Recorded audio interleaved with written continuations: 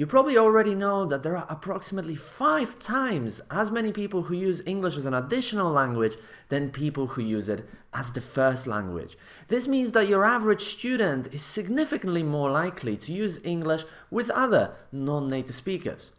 If you're thinking now, okay, that's obvious, but what does it mean for me as an English teacher or a materials writer?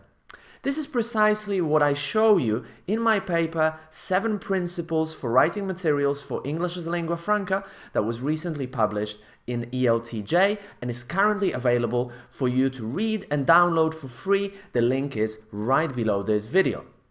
My name is Marek Kiczkowiak and I'm the founder of TEFL Equity Advocates and Academy, where I help English teachers tackle native speakerism and teach English for global communication. I also work at Université Libre de Bruxelles, where I design courses for academic English, and I also write course books for National Geographic Learning. So what does this unprecedented dominance of English as the most widely used lingua franca have to do with teaching or materials writing?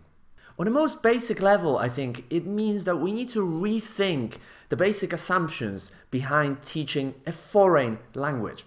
For example, if you're teaching something like Dutch or Chinese or Polish, then it probably makes sense to expose your students to a lot of native speaker models of the language, to help them learn idiomatic expressions that native speakers might use, to strive towards native-like pronunciation, and to discuss the target culture. After all, your students are probably learning Dutch, Chinese, or Polish to interact with native speakers of these languages.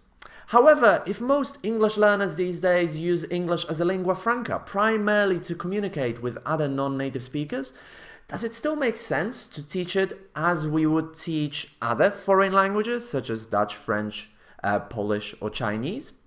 Does it make sense to use mostly native speaker voices as listening materials?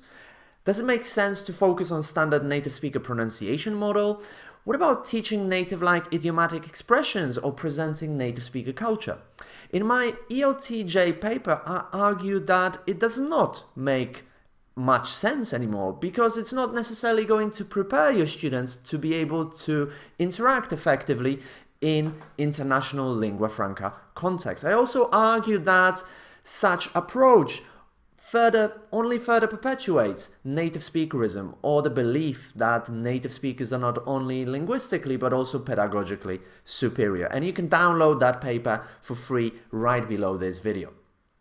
Yet this approach to teaching a foreign language is precisely what most materials and most course books for English language teaching still do.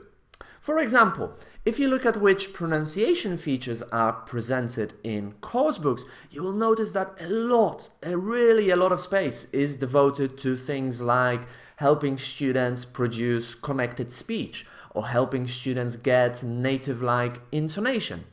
On the other hand, very little space is devoted to things like consonants or consonant clusters. And this is despite the fact that research clearly shows that neither intonation nor connected speech are necessary to having clear and easy to understand pronunciation in international context.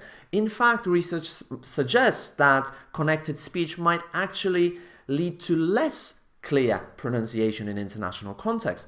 And on the other hand, consonants and consonant clusters have been shown to be vital for clear and easy to understand pronunciation in international contexts.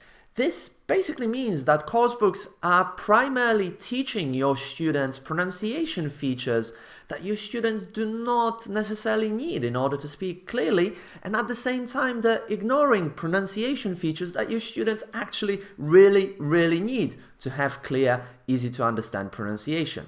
Think about it. It's as if 75% of the vocabulary or grammar in your course book was teaching students lexis and grammar they wouldn't need for communication. You would be outraged, right?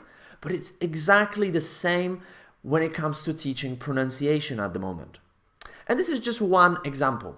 In my ELTJ paper, I outline 6 more problems and suggest solutions and things that need to change in order to better prepare our students to interact in international lingua franca context. By reading the article, you will learn practical tips and activities that you can use immediately as a teacher in your lesson plans or in your course books as a materials writer. And remember, you can read and download the paper for free right below this video.